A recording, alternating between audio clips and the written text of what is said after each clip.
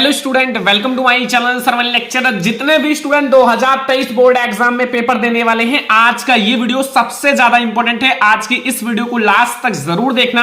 आज की इस वीडियो में मैं आपको बताऊंगा कि ऐसे ही आएगा आपका विज्ञान का पेपर 2023 बोर्ड परीक्षा में। ये आपका एक साइंस या विज्ञान का एक वायरल पेपर है। जैसा 2023 बोर्ड एग्जाम में आपका साइंस का पेपर आने वाला है, वैसे ही आज का ये वीडियो आपके लिए है। ठीक है, ये पेपर आपके लिए एक वायरल पेपर है जो 2023 बोर्ड एग्जाम में आएगा, और ये आपका साइंस का एक वायरल पेपर है। आज की इस वीडियो को अंत तक जरूर देखना। जितना क्वेश्चन इस वीडियो में बताया जाए आप सॉल्व करके जाना, आप बोर्ड एग्जाम में 90% मार्क्स जरूर लाओगे। ठीक है, और इस वीडियो में मैं आपको इस पेपर का सॉल्यूशन भी बताऊंगा। जो आपका वायरल पेपर है इसका सॉल्यूशन भी बताऊंगा, ताकि आप लोगों को कोई भी दिक्कत ना हो। ठीक है, तो आज की इस वीडियो को लास्ट तक देखना। जितने भी स्टूडेंट 2023 बोर्ड एग्जाम में विज्ञान या साइंस का पेपर देने वाले हैं, इस वीडियो को लास्ट तक देखना। ठीक है, लाइक कर देना, शेयर कर देना, अगर चैनल पर नया तो सब्सक्राइब भी कर लेना। ठीक है, ये पूर्णांक है 70 नंबर का। 70 नंबर का ये पेपर रहेगा। आपके पास 3 घंटे 15 मिनट का समय रहेगा। कुछ सामान्य निर्देश है। पहला, प्रारंभ के 15 मिनट प्रार्थी को प्रश्न पत्र पढ़ने के लिए निर्धारित है। दूसरा निर्देश है, प्रश्न पत्र 2 खंड आ तथा बा में विभाजित है। ठीक है, तीसरा आपका है खंड आ जो होगा और खंड बा, ठीक है, आपके 3 उपखंड का, खा, गा में विभाजित है। ठीक है, एंड चौथा है प्रश्न पत्र जो खंड आ है वो बहुविकल्पीय है और जिसका आंसर आपको OMR सीट पर देना है। ये सब पढ़ना जरूरी होता है। ठीक है, पांचवा है कि खंड आ जो है बहुविकल्पीय प्रश्न है, तो उनके अंक जो है 1-1 नंबर का आपका ऑब्जेक्टिव क्वेश्चन रहेगा। और प्रश्न के खंड आ के प्रश्नों का हल 1 घंटा तथा खंड बा के प्रश्नों के लिए 2 घंटा निर्धारित है। आपको 20 ऑब्जेक्टिव क्वेश्चन का आंसर 1 घंटे में देना है। आप चाहो तो 20 मिनट में दे सकते हो। 20 मिनट में देने के बाद आप और भी क्वेश्चन देख सकते हो। बहुत ज्यादा इंपॉर्टेंट है। ठीक है, और प्रत्येक प्रश्न के सम्मुख उनके अंक निर्धारित हैं। प्रत्येक प्रश्न के सम्मुख उनके अंक लिखे हुए हैं। ठीक है, तो ये सब आप पढ़ लेना। सभी प्रश्न अनिवार्य है। फिर हम लोग देखते हैं कौन कौन सा क्वेश्चन आपके बोर्ड एग्जाम में आएगा। ठीक है, तो सबसे पहले खंड आ जो होगा वो बहुविकल्पीय प्रश्न होगा। उपखंड का है 1 नंबर का ऑब्जेक्टिव क्वेश्चन है। ठीक है, बहुत ज्यादा इंपॉर्टेंट ऑब्जेक्टिव क्वेश्चन है। ये सारा आप लोग ऑब्जेक्टिव क्वेश्चन पढ़ के जाना। पहला है कि जब प्रकाश नेत्र में प्रवेश करता है तो अधिकांश अपवर्तन कहां होता है। ऑप्शन नंबर का है क्रिस्टलीय लेंस पर, स्वच्छ मंडल कार्निया पर, या परितारिका पर, या पुतली पर। ठीक है, तो अगर आप लोगों ने मानव नेत्र वाला चैप्टर पढ़ा होगा, मैंने पढ़ा भी रखा है फुल चैप्टर इन 1 वीडियो। ठीक है, आप लोग देख सकते हो, आप लोगों को मिल जाएगा। तो जब प्रकाश जो है प्रवेश करता है तो उसका अधिकांश जो अपवर्तन होता है वो कार्निया, जिसे हम लोग स्वच्छ मंडल कहते हैं, उस पर होता है। ठीक है, ये हमारा ऑप्शन नंबर खा बिल्कुल सही है। ये आप लोगों का क्वेश्चन नंबर फर्स्ट है। क्वेश्चन नंबर सेकंड, अब आप लोग देखो कि निम्नलिखित में कौन वोल्टता को निरूपित करता है। वोल्टता को निरूपित करता है, ऑप्शन नंबर का है किया गया कार्य और बटे में विद्युत धारा इंटू समय, और खा है किया गया कार्य इंटू आवेश, किया गया कार्य इंटू समय बटे में विद्युत धारा, या किया गया कार्य इंटू आवेश इंटू समय। मैं आपको बता देता हूं वोल्टता यानी कि V बराबर W/Q होता है। ठीक है, W/Q, और आप लोगों को क्यू बराबर क्या पता है, I इंटू टी। जो क्यू बराबर होता है वो I इंटू टी होता है। ठीक है, अब यहां हम W के स्थान पर W ही रहने देंगे और Q के स्थान पर I इंटू टी लिख सकते हैं। ठीक है, अब इसको क्या कहा जा सकता है, किया गया कार्य और बटे में आपका विद्युत धारा I इंटू समय टी। ये हमारा ऑप्शन नंबर का जो है बिल्कुल सही है। ठीक है, समझ में आया। क्वेश्चन नंबर सेकंड का ऑप्शन नंबर का सही है। सारा क्वेश्चन बिल्कुल पढ़ के जाना। क्वेश्चन नंबर 3 है कि निम्नलिखित में से किस स्थिति में कोई अवतल दर्पण वस्तु बिंब से बड़ा तथा वास्तविक प्रतिबिंब बना सकता है। ठीक है, अभी मैं आपको दिखाता हूं। का है जब वस्तु बिंब के दर्पण की वक्रता केंद्र पर हो। जब वक्रता केंद्र पर होगा तो समान साइज का प्रतिबिंब बनाएगा। जितना वस्तु होगा उतना ही प्रतिबिंब उतना ही बड़ा। जब वस्तु बिंब के ध्रुव तथा फोकस दूरी के बीच में हो। ध्रुव जो उसका ध्रुव है और फोकस दूरी के बीच में हो। ठीक है, एंड गा वाला है जब वस्तु बिंब दर्पण के फोकस दूरी तथा वक्रता केंद्र के बीच हो, या जब वस्तु वक्रता त्रिज्या से अधिक दूरी पर हो। तो हमारा ये वाला सही है। ठीक है, अभी मैं आपको दिखाता हूं कैसे। मैं आप लोगों को यहां सबसे पहले समझो, यहां क्या कह रहा है कि जब वस्तु जो है दर्पण के फोकस दूरी तथा वक्रता केंद्र के बीच में हो। ठीक है, यहां समझो ये हमारा अवतल दर्पण है। ठीक है, इसको मैं बाहर से पॉलिश कर देता हूं तो ये हमारा क्या हो जाएगा, अवतल दर्पण हो जाएगा। ध्यान से समझना, कुछ है नहीं। तो अवतल दर्पण में ये हमारा है मुख्य अक्ष। समझ लो कि कैसे, मैं आपको बता देता हूं। ठीक है, और ये हमारा क्या है बच्चों, ये हमारा वक्रता केंद्र है और ये हमारा फोकस दूरी है। ठीक है, तो जब वस्तु वक्रता केंद्र तथा फोकस दूरी के बीच में स्थित हो, जब वस्तु वक्रता, देखो वस्तु फोकस दूरी तथा वक्रता केंद्र के बीच में स्थित हो, तो ये हमारा ऐसे जाएगा और ये फोकस दूरी से ऐसे निकल जाएगा। ठीक है, मतलब ये वस्तु, मतलब ये लाइन आपका प्रकाश किरण ऐसे गई, ऐसे निकल गई। ठीक है, और अगर हमारा ये वाला ध्यान से समझना। अब तो जो हमारा अगला रेखा है वो देखो आप लोगों का फोकस दूरी से जाएगा। अब फोकस दूरी से आप लोगों का जाएगा तो ये मुख्य अक्ष के समांतर हो जाती है, ठीक है। आप लोगों को ये रूल पता होगा, तो ये मुख्य अक्ष के समांतर हो गई। तो यहां हमारा प्रतिबिंब बना, ठीक है। अगर आप वस्तु को नाम देगो एवी, ठीक है, एवी नाम दे सकते हो, एवी, ठीक है। तो हमारा ये जो वास्तविक है उल्टा बनेगा, तो इसे आप बी डैश और ये डैश नाम दे सकते हो। तो ये हमारा वस्तु से बड़ा है, ठीक है, वास्तविक है उल्टा है, तो इसलिए हमारा जो है कि आप लोगों का वस्तु से बड़ा है और वास्तविक है, ठीक है। तो ये हमारा ये वाला सही है, ऑप्शन नंबर गा वाला बिल्कुल सही है, यही वाला हमारा है, ठीक है। समझ में आ गया ना। तो अब हम लोग अगला क्वेश्चन देखते हैं। अगले क्वेश्चन में देखो स्टूडेंट क्या पूछ रहा है, क्वेश्चन नंबर 4 में कि कक्षा में सबसे पीछे बेंच पर बैठा कोई विद्यार्थी श्यामपट्ट पर लिखे अक्षरों को पढ़ सकता है, मतलब दूर, श्यामपट्ट दूर लगा हुआ ना, तो उसको पढ़ सकता है, परंतु पाठ्य पुस्तक में लिखे अक्षरों को नहीं पढ़ पाता। अब जो उसके नजदीक पाठ्य पुस्तक रखा हुआ है, जो बुक रखा हुआ है, उसको नहीं पढ़ पाता। निम्नलिखित में से कौन सा कथन सही है? विद्यार्थी के नेत्र का निकट बिंदु उससे दूर हो गया है, जो निकट बिंदु है वो दूर हो गया है? नहीं। आप लोगों का विद्यार्थी के नेत्र का निकट बिंदु उसके पास आ गया है, या फिर विद्यार्थी के नेत्र का दूर बिंदु उसके पास आ गया है, या विद्यार्थी के नेत्र का दूर बिंदु उससे दूर हो गया है, ठीक है। तो ये हमारा कौन सा सही है? विद्यार्थी के नेत्र का जो दूर बिंदु है उसके पास आ गया है, ठीक है। दूर बिंदु जो है वो उसके पास आ गया है। क्यों? क्योंकि विद्यार्थी जो है वो क्या कर लेता है, श्यामपट्ट को देख लेता है, लेकिन जो हमारा नजदीक रखा है उसको नहीं देख पाता। तो हमारा दूर बिंदु जो है उसके पास आ गया है। अगला क्वेश्चन देखो, क्वेश्चन नंबर 5 है कि 5 प्रतिरोधक जिसमें प्रत्येक का प्रतिरोध जो है 1/5 ओम है, ठीक है, 1/5 लिखा हुआ है, का उपयोग करके कितना निम्नतम प्रतिरोध बनाया जा सकता है, ठीक है। अगर आप लोग इसके 5 प्रतिरोध हैं और अगर इसको आप लोग समांतर क्रम में जोड़ोगे तो आप लोगों को निम्नतम प्रतिरोध मिलेगा। क्या मिलेगा? निम्नतम प्रतिरोध। तो इसको समांतर क्रम में जोड़ लो, जैसे हमारा 1/r है, और अब आप लोग वैसे तो पता है 1/r1 1/r2 कर सकते हो, तो 1/5 में लगता हूं, ठीक है, लिखता हूं डायरेक्ट। ये हमारा पहला प्रतिरोध है। ऐसे आपके 5 प्रतिरोध हैं। कितने प्रतिरोध हैं? 5 प्रतिरोध। तो ऐसे ये क्वेश्चन ऐसे ही लगाना है, ठीक है, ऐसे ही लगाना है, ध्यान से समझना है। ऐसे ही आपको 5 प्रतिरोध लिखना है। अब ये जो हमारे प्रतिरोध सब ऊपर चले जाएंगे, कहां चले जाएंगे? ऊपर। तो ये हमारा 5 + 5 + 5 + 5 एंड +5 यानी कि 25 हो जाएगा, और 1/r जो मिलेगा वो हमारा 25 मिलेगा। लेकिन अगर r की वैल्यू देखी जाए तो हमारा 1/25 हो जाएगा। क्या हो जाएगा? 1/25, यानी कि हमारा 1/25 जो है निम्नतम प्रतिरोध मिलेगा, ठीक है। ऐसे ही आप सॉल्व कर सकते हो, क्वेश्चन कोई बहुत ज्यादा हार्ड नहीं होता, ठीक है। तो हम लोग देखेंगे कौन सा ऑप्शन सही है।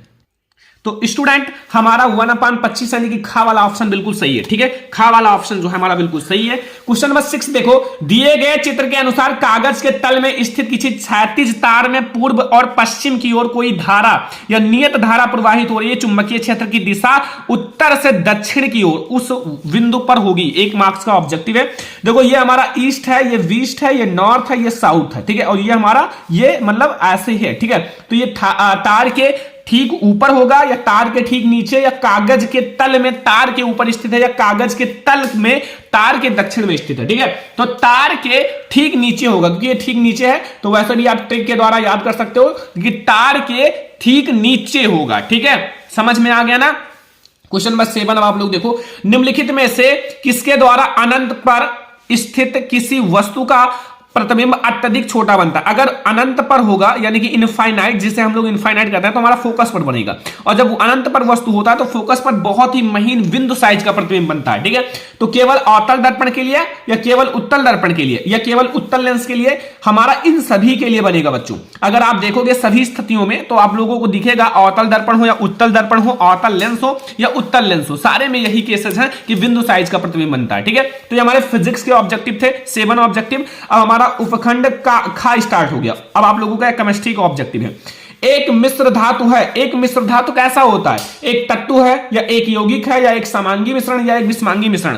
तो हमेशा याद रखना बच्चों, एक मिश्र धातु जो होता है एक समांगी मिश्रण होता है, ठीक है, निश्चित अनुपात में मिलाया जाता है। तो हमारा एक समांगी मिश्रण होगा। अगला देखो बच्चों, क्वेश्चन नंबर 9 है, निम्नलिखित में से असंतृप्त हाइड्रोकार्बन को पहचानिए। हमारा आगे ऑप्शन है, देखो सबसे पहले आप समझ लो, असंतृप्त हाइड्रोकार्बन में डबल बॉन्ड अगर लगा है तो असंतृप्त हाइड्रोकार्बन होगा, अगर ट्रिपल बॉन्ड लगा है तो भी वो दोनों असंतृप्त हाइड्रोकार्बन होंगे, अगर सिंगल बॉन्ड लगा हुआ है, ओनली सिंगल बॉन्ड है, ठीक है, तो वो हमारा संतृप्त हाइड्रोकार्बन होगा। तो कहीं भी अगर डबल बॉन्ड लगा है, ट्रिपल बॉन्ड लगा है, तो आप असंतृप्त हाइड्रोकार्बन कह सकते हो, ठीक है। तो चलो हम लोग देखते हैं जो ऑप्शन है इनके। तो ऑप्शन देखो, पहला CH3 single bond, CH2 single bond, CH2 फिर CH3, ठीक है, इसमें कहीं भी डबल बॉन्ड नहीं लगा, तो ये हमारा असंतृप्त नहीं है, संतृप्त हाइड्रोकार्बन है। दूसरा CH3 सिंगल बॉन्ड, CH फिर डबल बॉन्ड CH है, फिर CH3 है, तो ये हमारा असंतृप्त हाइड्रोकार्बन है, बिल्कुल सही है। अगला देखो, CH3 फिर सिंगल बॉन्ड, CH3 फिर सिंगल बॉन्ड, CH3 फिर सिंगल बॉन्ड, CH3, ये भी हमारा क्या है, संतृप्त हाइड्रोकार्बन है। अगला फिर CH3 फिर यहां सिंगल बॉन्ड, फिर एक कार्बन है, फिर डबल बॉन्ड है, फिर ये डबल बॉन्ड है, तो हमारा क्या है, असंतृप्त। तो हमारा वी और डी ऑप्शन बिल्कुल सही है बच्चों, खा वाला ऑप्शन सही है, वी और डी हमारा बिल्कुल सही है, ठीक है। समझ में आ रहा ना, कोई भी अगर दिक्कत हो तो पूछ सकते हो, ठीक है। सारा क्वेश्चन मैं आपको सॉल्यूशन बता रहा हूं। प्रश्न नंबर 10 देखो, ठोस कैल्शियम ऑक्साइड जल के साथ तीव्रता से अभिक्रिया कर कैल्शियम हाइड्रोक्साइड बनाता है, मतलब कैल्शियम हाइड्रोक्साइड यानी कि हमारा क्षारीय है, ठीक है, क्षारीय है, तथा ऊष्मा उत्पन्न करती है। ऊष्मा उत्पन्न करती है यानी कि हमारा क्या होगा, ऊष्मा उत्पन्न करने का मतलब है ऊष्मा छेपी। क्या होगा बच्चों, ऊष्मा छेपी। अगर ऊष्मा अवशोषित करता तो ऊष्मा शोषी हो जाता। इस प्रक्रिया को बुझे चूने कहते हैं। और कैल्शियम हाइड्रोक्साइड जल में घुलकर इसका विलयन बनाता है, जिसे चूने का पानी कहते हैं। निम्नलिखित में से कौन सा कथन चूने को बुझाने तथा इसके विलयन बनाने में काम आता है? पहले तो यह है एक ऊष्मा छेपी अभिक्रिया, ठीक है, ऑप्शन नंबर बी सही है। एंड दूसरा है कि परिणामी जो विलयन का पीएच मान होगा 7 से अधिक होगा, सही है, क्योंकि 7 से अधिक होगा हमारा क्षारीय होगा। तो हमारा ऑप्शन नंबर बी एंड सी सही है, ऑप्शन नंबर खा हमारा बिल्कुल सही है, ठीक है। यहां आप देखो ऑप्शन नंबर खा, जहां 2 ऑप्शन होंगे वहां इस टाइप से लिखा रहेगा, ध्यान रखना, ठीक है। तो ये हमारा क्वेश्चन नंबर 10। क्वेश्चन नंबर 11 देखो, यहां लिखा हुआ एक परमाणु की परमाणुवीय त्रिज्या का निम्नलिखित में से कौन सा सही प्रदर्शन है? 1 नंबर का परमाणुवीय त्रिज्या का मतलब है कि यहां त्रिज्या है तो ये पूरा जुड़ा हो, ठीक है, ये पूरा जुड़ा हो। अगर जिस चित्र में पूरा जुड़ा होगा वो हमारा बिल्कुल सही होगा। तो चलो हम लोग आगे ऑप्शन को देखते हैं। तो इन चारों चित्र में देखो, यहां तो केवल थोड़ा सा एन के बगल, न्यूक्लियस के बगल थोड़ा सा जुड़ा हुआ है, तो ये नहीं है बच्चों, ये हमारा थोड़ा सा गया है, पूरा तक नहीं गया है, ये भी नहीं है, ठीक है, और ये भी नहीं है, ये हमारा थोड़ा सा, ये पूरा देखो यहां से यहां तक है, तो ये हमारा तीसरा वाला जो है ना, मतलब हमारा जो तीसरा वाला है वो बिल्कुल सही है, ठीक है। इसमें हमारा तीसरा सही है, लेकिन मैं इस क्वेश्चन को चेक करूंगा, ठीक है। वैसे इसमें तीसरा ऑप्शन यहां है, मैं इस क्वेश्चन को चेक करके फिर मैं आप लोगों को अलग से बता दूंगा, ठीक है। क्वेश्चन नंबर 11, ठीक है, इसको मैं देख लूंगा। अगला देखो क्वेश्चन नंबर 12 है, ठीक है, इसका आप लोगों को मैं एक पोस्ट में एक आप लोगों को फिगर के साथ समझा दूंगा, ताकि आप लोगों को अच्छे से समझ में आ जाए कि इससे रिलेटेड कोई भी क्वेश्चन आए तो कोई दिक्कत ना हो, ठीक है, वो देख लेना। अगला है, कॉलम ए में दिए गए रासायनिक पदार्थों का सुमेलन आपको कॉलम बी में दिए गए उनके अनुप्रयोगों से कीजिए, ठीक है। तो कॉलम ए और कॉलम बी, और क्वेश्चन को आप ध्यान से समझो, छोड़ना नहीं है, ठीक है। अब ब्लीचिंग पाउडर, जो हमारा ब्लीचिंग पाउडर है बच्चों, वो क्या है, उसका व्रजन होता है, व्रंजन से होता है, ठीक है, व्रंजन चूर्ण से, ठीक है, ब्लीचिंग पाउडर। और बेकिंग सोडा, बेकिंग सोडा जो हमारा है वो बच्चों एक प्रति अम्ल है, क्या है बच्चों, प्रति अम्ल, ठीक है। और धावन सोडा, धावन सोडा जो है बच्चों वो हमारा क्या है, वो हमारा कांच का विरेचन में काम आता है। और हमारा जो सोडियम क्लोराइड, इसमें हाइड्रोजन गैस एवं क्लोराइड बनता है, ठीक है। तो ये आप लोगों को समझ में आ गया, ये सारा क्वेश्चन समझ में आ रहा है ना। तो इसमें आप लोग देखो कौन सा हमारा ऑप्शन सही है। ए वाला सी से मिल रहा है, ठीक है, ये वाला ध्यान से देखो, ए वाला हमारा सी से मिल रहा है, और बी वाला हमारा किससे मिल रहा है, बी वाला बी से नहीं, डी से मिल रहा है, ठीक है। तो ये वाला ऑप्शन देखो, ए वाला सी से, बी वाला डी से, एंड सी वाला हमारा ए से मिल रहा है, और डी वाला हमारा किससे मिल रहा है, बी से। ये हमारा ऑप्शन सही है, गा वाला, ठीक है। ये क्वेश्चन समझ में आया। एक क्वेश्चन में आप लोगों को उसका बहुत अच्छे से एनालाइज करके आप लोगों को एक वीडियो दूंगा, कि आप लोगों को अगर इस फिगर से रिलेटेड, न्यूक्लियस नाभिक से रिलेटेड कोई भी क्वेश्चन आए तो आपको दिक्कत ना हो, ठीक है, वो वीडियो मिल जाएगा। 13 नंबर क्वेश्चन है कि यहाँ डॉट डॉट डॉट नीले लिटमस पत्र को लाल कर देता है। बच्चों अम्ल जो होता है वो नीले लिटमस पेपर को लाल कर देता है। और तो क्वेश्चन बहुत आसान है, ज्यादा हार्ड नहीं है, अगर आपने सही से पढ़ा है तो कोई हार्ड क्वेश्चन नहीं है। तो हम लोग देखेंगे अगला क्वेश्चन। तो बच्चों हमारा क्वेश्चन नंबर 14 है कि चूने के पानी से भरी प्रकनली में जब मुंह द्वारा फूका जाता है। बच्चों जब आप मुंह के द्वारा फूकोगे तो कार्बन डाइऑक्साइड गैस ही निकलेगा ना, ठीक है, ऑक्सीजन को तो हम लोग ग्रहण कर लेते हैं। तब चूने का पानी किसकी मौजूदगी के कारण दुधिया हो जाता है, ऑक्सीजन नहीं, कार्बन डाइऑक्साइड, नाइट्रोजन या जलवाष्प। तो मैंने बताया ना कि जब आप फूकोगे तो आपके मुंह से CO2 निकलेगा, कार्बन डाइऑक्साइड, तो उसके कारण, ठीक है। अगला देखो क्वेश्चन नंबर 15, कुछ डायनासोरों में एक पिच मौजूद थे किंतु उड़ नहीं सकते थे। मतलब कुछ पिच मौजूद थे लेकिन उड़ नहीं सकते थे, लेकिन पक्षियों में पर होते हैं जो उनकी मदद से मतलब मदद से उड़ने में मदद करती हैं। विकास के संदर्भ में इसका क्या अर्थ है?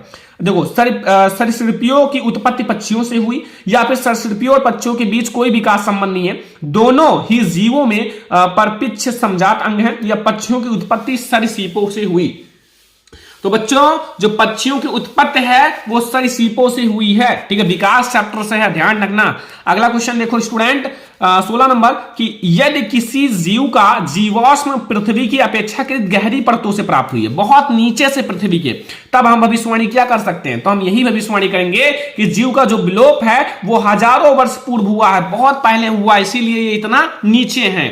अगला देखो स्टूडेंट, क्वेश्चन बहुत ज्यादा हार्ड भी है और इंपॉर्टेंट है, इसलिए मैं आपको ये वायरल पेपर पूरा सॉल्व करा रहा हूं, ठीक है, बहुत ज्यादा इंपॉर्टेंट इसमें क्वेश्चन है, हार्ड भी है, ठीक है। अगर ये क्वेश्चन आपको पता है तो इससे इजी क्वेश्चन आपको बोर्ड एग्जाम में देखने को मिलेगा, ये मैं गारंटी लेता हूं, इससे सरल क्वेश्चन आपको बोर्ड एग्जाम में देखने को मिलेगा, ठीक है। मैंने भी पेपर दिया है, मुझे भी पहले लगता था यार बहुत हार्ड होगा, लेकिन नहीं, जब आप पेपर देने बैठोगे तो कहोगे सर ये तो बिल्कुल हलवा है, कुछ नहीं है, ठीक है। वो ध्यान रखना, पहले आप अपना मेहनत से पढ़ो, बोर्ड एग्जाम की चिंता मत करो, बोर्ड एग्जाम में कोई हार्ड पेपर नहीं आता है, ठीक है।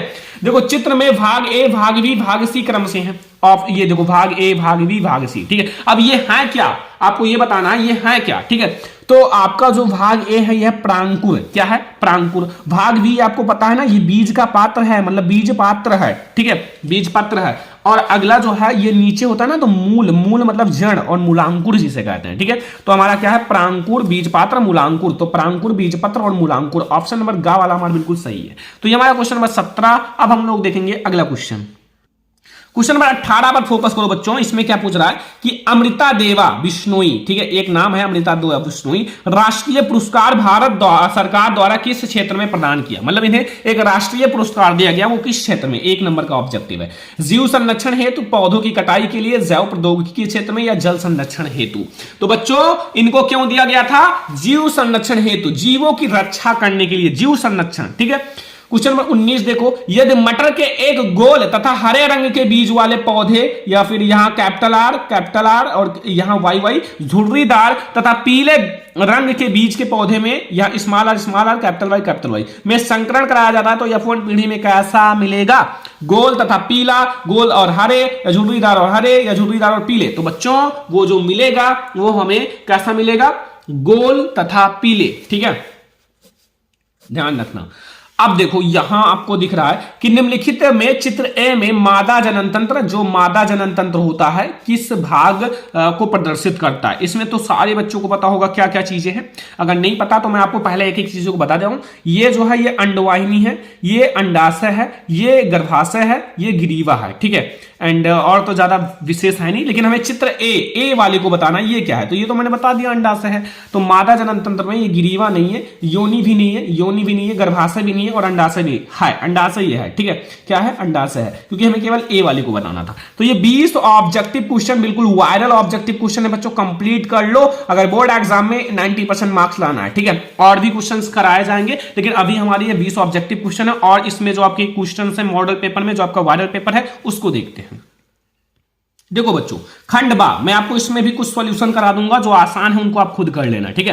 देखो प्रश्न नंबर 1, गोलीय दर्पण द्वारा परावर्तन के लिए चिन्ह प्रपाटी। चिन्ह प्रपाटी 4 नंबर का है, कितना आसान है। चिन्ह प्रपाटी में कुछ नहीं है, आप लोग अच्छे से बनाओ। और चिन्ह प्रपाटी में आप लोगों को पता होगा कि वो चीज होता है जो आप लोगों का वस्तु है, वस्तु आप लोगों का जो वस्तु के विपरीत होगा वो हमारा कैसा होगा? जो आपका जैसे आपका ऐसे जाता है, ठीक है, प्रकाश, तो इसी के साइड में जो चीज होगा वो प्लस में होगा, इसके विपरीत जो होगा वो माइनस में होगा। चिन्ह प्रपाटी बहुत ज्यादा आसान है, कुछ भी नहीं है। अगर आप प्रकाश का परावर्तन चैप्टर आपने 10% अच्छे से पढ़ा होगा, 100% में से 10% अगर अच्छे से जानते हो तो कुछ नहीं है, ठीक है। 4 नंबर आपको मिल जाएगा यहां।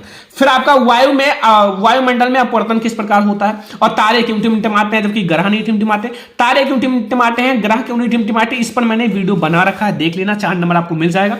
ये न्यूमेरिकल बहुत सारे बच्चों को दिक्कत होता है, देख लो। 3 ओम और देखो 2 ओम, 3 ओम और 6 ओम के 3 प्रतिरोधों को किस प्रकार संयोजित करेंगे कि संयोजन का कुल प्रतिरोध 4 ओम और 1 ओम मिले। बच्चा 4 नंबर का है, मैं आपको इसको थोड़ा सा समझा देता हूं कि आप लोगों को कोई दिक्कत ना हो, थोड़ा सा हिंट आप लोगों को मैं दे देता हूं और आप लोग उसको लगा लेना, ठीक है। वैसे भी मैं आपको लगाकर दिखा देता हूं, ठीक है। सबसे पहले आप लोगों को मैं चित्र नहीं बनवाऊंगा, डायरेक्ट मैं आपको बताता हूं कैसे लगाना है। सबसे पहले अगर एक इतना छोटा है, मतलब निम्नतम प्रतिरोध है, तो अगर आप इन सब को 2 ओम 3 ओम 6 ओम को भैया समांतर क्रम में जोड़ोगे तो 1 मिल जाएगा। 4 कैसे मिलेगा? 4 आपको लाने के लिए पहला वाला समझो ध्यान से, आपको 3 ओम जो है 3 ओम तथा 6 ओम, ध्यान से समझना, 3 ओम तथा 6 ओम प्रतिरोध को आपको समांतर क्रम में लगाना है, समांतर क्रम में लगा लो। अब जैसे ही आप समांतर क्रम में लगाओगे यानी कि आपको 1/r' मिलेगा बराबर 1/r1 और प्लस 1/r2। ध्यान से समझना, कुछ है नहीं,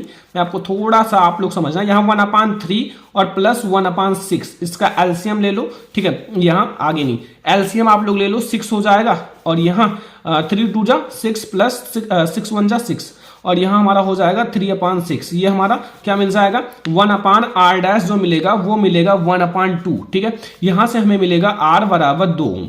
अभी हमने केवल 2 को लिया है, वो भी किस में जोड़ा है?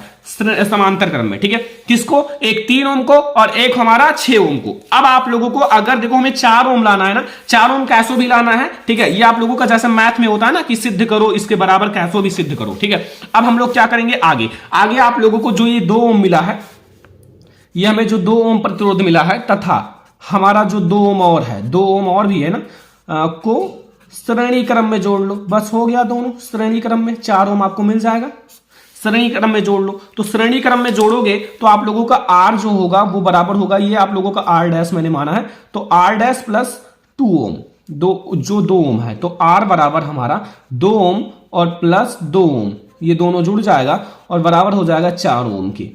तो ये हमारा पहला मिल गया बच्चों। पहले हमें 4 ओम मिल गया, पहले आप लोगों को इन दोनों को समांतर क्रम में जोड़ना है, फिर इनको श्रेणी क्रम में जोड़ना है, आपको मिल जाएगा। अब आपको 1 ओम कैसे लाना है? 1 ओम लाने के लिए सारे को आप बच्चा कैसे जोड़ दो, जैसे आपका 2 ओम है, ठीक है, और आपका 3 ओम है, ठीक है, और 6 ओम है, तीनों को मैंने ले लिया, को समांतर क्रम में जोड़ने पर, को समांतर क्रम में जोड़ दूं। मैं आपको कुछ ऐसे क्वेश्चंस बता देता हूं कि आप लोग जैसे न्यूमेरिकल जल्दी नहीं मिलेगा, और तो क्वेश्चंस आपको मिल जाएंगे बुक में, ठीक है।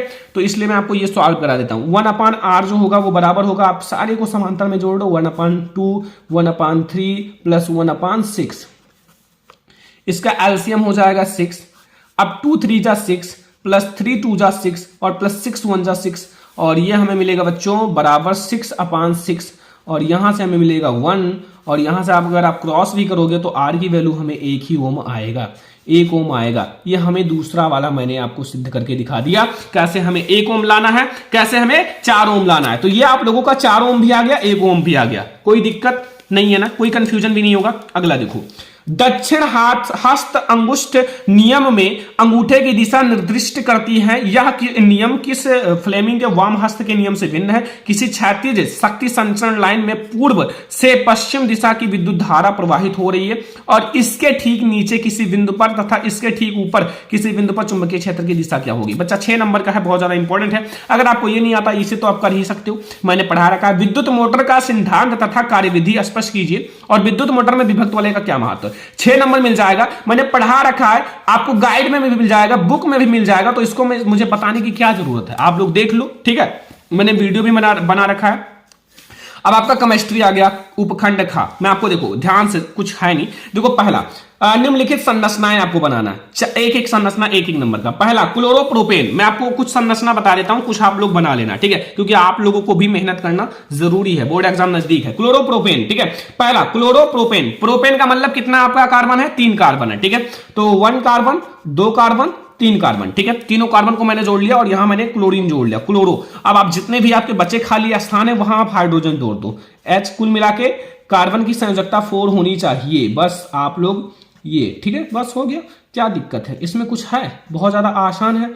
H बस, ये हमारा हो गया क्लोरोप्रोपेन। ये पहला हमारा संरचना है बच्चों, क्लोरोप्रोपेन। कुछ लगा आसान था ना? बस ऐसे ही आपको बनाना है। अगला देखो, 2 मेथिल प्रोपेनल। 2 मेथिल प्रोपेनल कैसे बनाओगे? अब ये भी आप लोग समझ लो, 2 मेथिल है, 2 मेथिल है, तो बच्चा 2 मेथिल को आप, एक तो CH3 मेथिल है, 2 मेथिल है ना, और एक CH कर लो, मतलब CH कर लो, और यहां भी CH3, 2 मेथिल, ठीक है, 2 मेथिल हो गया। और मेथ एथ प्रोप, तो यहां हमारा देखो एक हो गया मेथ एथ प्रोप, और ब्यूटेनॉल है ना, मतलब यहां हमारा सॉरी नल है, तो नल का मतलब है CHO समूह जुड़ा हुआ है, CHO, बस हो गया। हो गया हमारा, ये आपका संरचना है दूसरा नंबर। ठीक है, ठीक है, तो ये दोनों आपको समझ में आ गया। अब गा और घा, ठीक है, इसको आप लोग प्रैक्टिस कर लेना। मैं आप लोगों को जो संरचना का वीडियो है एक आप लोगों के लाऊंगा, जो जिसमें आपके सारे इंपॉर्टेंट जितनी भी संरचनाएं हैं वो आप लोगों का क्लियर हो जाएगा। ठीक है, कुछ तत्वों के प्रमाण क्रमांक नीचे दिए गए हैं बच्चों, तत्वों के प्रमाण क्रमांक दिए गए हैं और उनका आप लोगों को क्या बताना है, आप लोगों को पहले तत्व को पहचान कीजिए कौन से तत्व हैं, और आवर्त सारणी में इन तत्वों का आप लोगों को समूह संख्या तथा आवर्त लिखना है। ठीक है, तो बच्चों मैं आपको बता दे रहा हूं, जो 10 है, मतलब 10 जो प्रमाण क्रमांक होता है वो किसका होता है, Ne यानी कि नियान का। किसका होता है, नियान का। 20 जो होता है वो कैल्शियम का होता है, और 7 जो होता है वो बच्चों नाइट्रोजन का होता है, और 14 जो है वो सिलिकॉन का होता है। ठीक है, और जो आप लोग ये दिया गया है वो आप लोग चेक कर लेना। ठीक है, अगला देखो, निम्नलिखित अभिक्रियाओं को प्रत्येक के लिए संतुलित रासायनिक समीकरण लिखिए। एक नंबर का 6 क्वेश्चन है। ठीक है, वो मैं आप लोगों को दिखाता हूं। देखो बच्चों, पहला आप लोगों को कैल्शियम हाइड्रोक्साइड प्लस, फिर यहां आप लोगों को क्या भरना है, फिर कैल्शियम कार्बोनेट प्लस जल मिलता है। ठीक है, आप लोगों को ऐसे आपके 6 क्वेश्चन है। ठीक है, ये आप लोग देख लेना। देखो, ये आप लोगों के लिए बहुत ज्यादा इंपॉर्टेंट नहीं है, लेकिन ये आप लोगों के लिए इंपॉर्टेंट है। निम्न पर टिप्पणी लिखिए, 6 नंबर का है, ये टिप्पणी लिखने की आता है। संयोजन अभिक्रिया, संचारण और भर्जन, और मैं आप लोगों को बता देता हूं प्रतिस्थापन अभिक्रिया, इन सब पर बच्चों तैयार कर लो। ठीक है, प्रतिस्थापन अभिक्रिया एंड साबुनीकरण, इन सब पर बिल्कुल से तैयार कर लो, साबुनीकरण। ठीक है, और भी आप लोगों को हैं समजातीय श्रेणी, इन सब पर ज्यादा आते हैं। ठीक है, समजातीय श्रेणी, और मैं आप लोगों को बता दूंगा जितने भी आपके स्मिट रिएक्शन, ठीक है, इन सब पर बहुत ही ज्यादा आते हैं, और आप लोगों का ये भी तैयार कर लेना, इन सब पर बहुत ज्यादा आते हैं। तो ये आपको 6 नंबर मिल जाएगा, इन सबको पढ़ा रखा है। ठीक है, अगला देखो बच्चों, आप लोगों का उपखंड गा आता है। निम्नलिखित संकरणों में संतति की विशेषताएं हैं। संकरण, और आप लोगों को संतति बताना है। संकरण कराओ, संतति आपको दिखने को मिल जाएगा। ये आप लोगों का का, खा, गा, घा, और 4 नंबर आपको मिलेगा। ठीक है, जितना कराओगे उतना मिल जाएगा। रंध्रों के खुलने तथा बंद होने की प्रक्रिया को चित्र द्वारा समझाइए, 4 नंबर मिलेगा। ठीक है, अगला है वातावरण में कार्बन डाइऑक्साइड स्तर का नियंत्रण करने के लिए कुछ उपायों का सुझाव दीजिए, 4 नंबर मिलेगा। और वृक्क में मूत्र निर्माण की प्रक्रिया का सचित्र वर्णन करो। जो वृक्क होता है, वृक्क में जो मूत्र निर्माण की प्रक्रिया उसका सचित्र वर्णन करना, 6 नंबर मिल जाएगा। अथवा आप मानव में नर जनन तंत्र के बारे में लिखोगे, 6 नंबर मिल जाएगा। ठीक है, तो ये आप लोगों का पूरा पेपर है, आप लोगों का ये पूरा साइंस का पेपर है। बस इतना ही आप लोगों के बोर्ड एग्जाम में आएगा पेपर में। ठीक है, तो इस पेपर में मैंने आप लोगों को बहुत सारे सॉल्यूशन बताए। ठीक है, और जो आप लोगों का बचा है उसको आप लोग देख लेना, और आप लोगों को इसका पूरे का सॉल्यूशन का भी वीडियो आएगा। ये आप लोगों का 70 नंबर बिल्कुल फिक्स हो जाएगा, और भी क्वेश्चंस आपको कराए जाएंगे। आज का ये वीडियो पसंद आया हो, ज्यादा से ज्यादा लाइक करना, क्योंकि इस वीडियो का लाइक का टारगेट है 5000 लाइक। तो बच्चों फटाफट से वीडियो को लाइक करो, शेयर करो, और भी सब्जेक्ट पर वीडियो चाहिए तो कमेंट कर देना। हम लोग मिलेंगे नेक्स्ट इंपॉर्टेंट वीडियो में, क्लास 10 के और भी वीडियोज जो आप लोगों को दिए जाएंगे। तो ये हमारा साइंस का एक वायरल पेपर है जिसको मैंने आपको पूरा सॉल्व कराया है। तो आज के इस वीडियो को लाइक करना, शेयर करना, चैनल पर ना तो सब्सक्राइब कर लेना। चलो फिर मिलते हैं नेक्स्ट इंपॉर्टेंट वीडियो में, तब तक के लिए धन्यवाद।